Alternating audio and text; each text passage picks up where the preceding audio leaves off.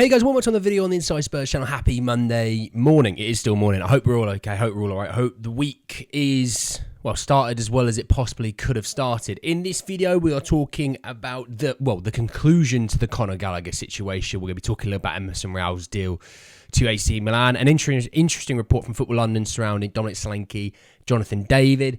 There's loads to get into, loads to talk about. Just want to say that if you're watching this and you're new, subscribe. You're very much welcome to join us for the journey.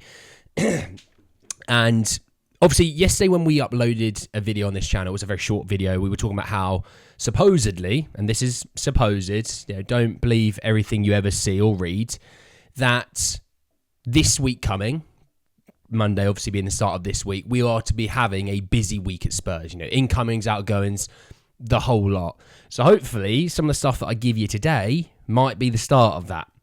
But let me start with one guy that we are not signing in Conor Gallagher. So Romano, this morning, good Lord, I think it was like 3 a.m. when he put this out, said that Conor Gallagher has verbally agreed to terms and said yes to Atletico Madrid. Here we go to follow today after formal steps. There you go. So 40 million euros with Gallagher now going off to Spain. So for once, it's just going to be nice not having to talk about him. There's nothing against him, obviously, by the way. Please don't think that. We've talked about him on this channel for, I reckon, if I was to count up all the minutes I spent talking about him, we've spent over an hour talking about him on this channel alone through all the different videos. It's just nice that we have the resolution to this situation. Spurs aren't going for him, but, it at least is over, if you know what I mean. Somewhat a positive. Moving on to Emerson Real, and there's two reports on this that I want to talk about. The first one from Twitter Sport saying that Milan are confident Spurs will give permission to Emerson to undergo his medical in the next 48 hours. The final cost of the deal was believed to be 15 million euros plus 1 to 2 million euros in performance-related add-ons. So, look, do you know what? Let's just call this 15 million pounds. All in all, 15 million pounds. The whole idea of, Spurs have accepted 8 million, I've always been quite clear on. We did the right thing not to accept that.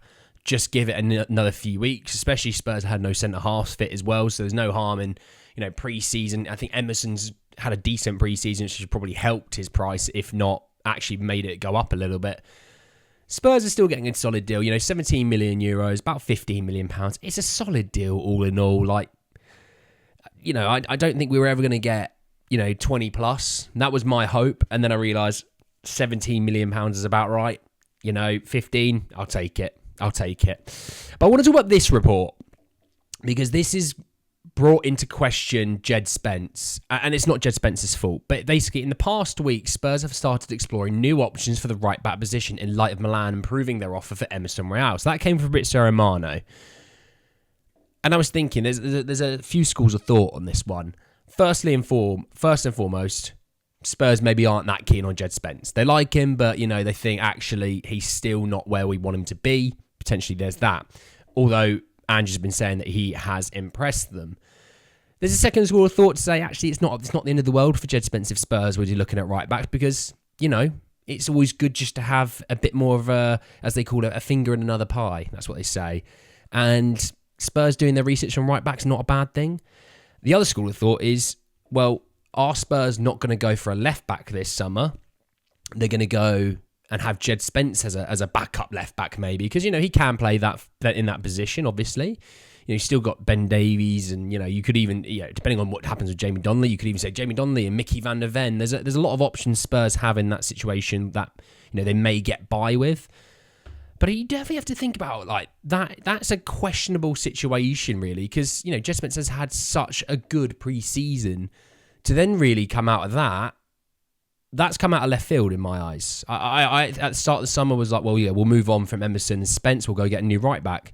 Then Spence has had a really solid pre-season. And Andrew's been talking about how much he's impressed him, and Spence has impressed himself as well as other coaches. Only for it to turn around and be like Spurs are actually now looking at other right backs. Not sure on that. And then this report on the striker situation from Football London, it came out yesterday, about 2 o'clock yesterday. So I only had a chance to read it this morning. Obviously, didn't do a video yesterday, so shoot me. And it was talking about the striker situation, and it was also talking about the Dominic Solanke situation of, yes, the release clause is £65 million. And Ange's quote saying that, last year Spurs had to be creative when it came to striker, with obviously Son playing up through the centre. It's not something that he doesn't truly want. He wants an actual number 9 out of that, hence why he wants Sonny to go back out to left wing, which look, it solves our left wing concerns, but then obviously the striker situation then gets even more dire when you realise Richarlison's still not fit, unlikely to be fit for the start of the season, enough to be able to, contribute straight away. Sonny's going out to the left wing, and he may have to play striker for the first game against Leicester because we may not have anything ready to go. So he was talking about how striker is still a focus for Spurs, which again, interesting. You can definitely see where Ange and Spurs' views are going. And it said that Spurs could test Bournemouth's resolve on the stance of Dominic Solanke of 65 million, but including players in a potential swap deal. However, that is seemingly unlikely, and it could serve as a clear message to Postecoglou over the striker to pursue. Then it goes on to talk about, Jonathan David, and, you could get him for about 25 million. So we're talking about something that's going to be 40 million cheaper. And, he scored pretty much 1 every 2 when he was in Ligue 1. And look, I think he'd be solid. And if that's what Ange wants, then, we got to back Ange and, what he's trying to look for at striker, because no one has a bloody clue what we're trying to do right now. Right, is it Solanke? Is it David? Is it Gyökeres? Is it you? Is it me? Is it my dog? Who's going out front this season? I don't know. But if I'm honest, if you want a striker to start the first game of the season, you're probably going to want him to feature against Bayern. 1, for match fitness, but 2, to actually understand Ange ball a little bit more. But if I had to take a punt at the moment, your front 3 would be, well, either Sonny on the left, Kulu in the centre, Johnson on the right, or it's Werner, Sonny and Johnson. And, Ange going, we really need to improve the attack. We really need to, develop the attack, only to go into next season with the exact same attack. That's a failure. That is an absolute, utter failure of this transfer window. Now, it could obviously be salvaged and solved. And like I've always said, I'd rather Spurs take the extra 2, 3, 4 weeks to go and get the guys that are right for Ange ball and the guys that Ange truly wants.